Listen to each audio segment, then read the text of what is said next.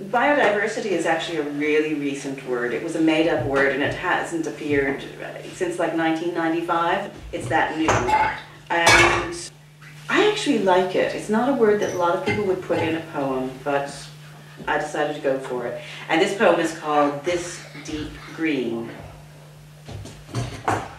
Bless this deep green biodiversity, where daily the bees suck 3 square nectar-filled meals from a multiplicity of species, kissing the bud, drinking deep the blossom, blissfully bustling about their purpose-filled buzziness, feeding the queen, the hive, feeding us too, pollinating the squash, the spud, all the herbs for the pot. Bless them and keep them well, basking about their business, making life sweet and the earth complete. I'm going to go off on a slightly mythological track. Tony and other people have made reference to the Tuatha Dé Danann, and really this area between here up to where Tony and I live in West Cavan is what I consider, it's Tuatha Dé Danann central, really.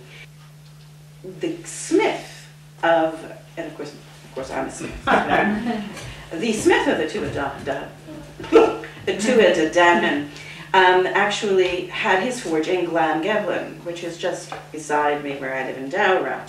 He was known as Govnu or Govenant, there are different pronunciations.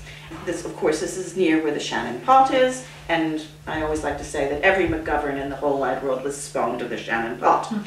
So, but anyway, the magical smith was my near neighbor, and I decided to write a poem that was called The Forge.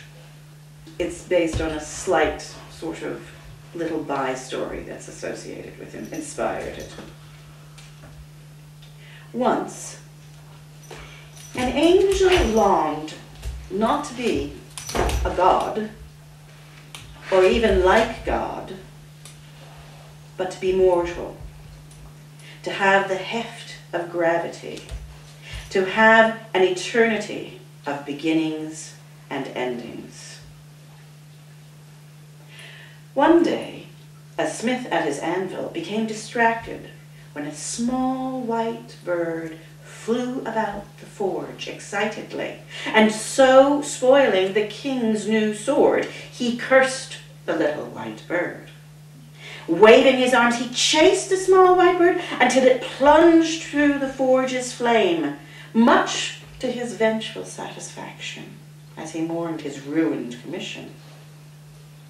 Yet, startled, he saw the little bird emerge, now completely black.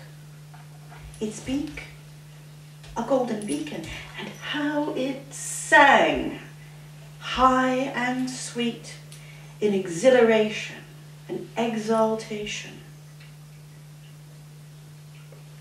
Once, an angel longed to be mortal and traveled the earth where its white feathers were singed, and where even now, each spring, in the hawthorn and in the blackthorn, the blackbird sings its happy wish fulfilled.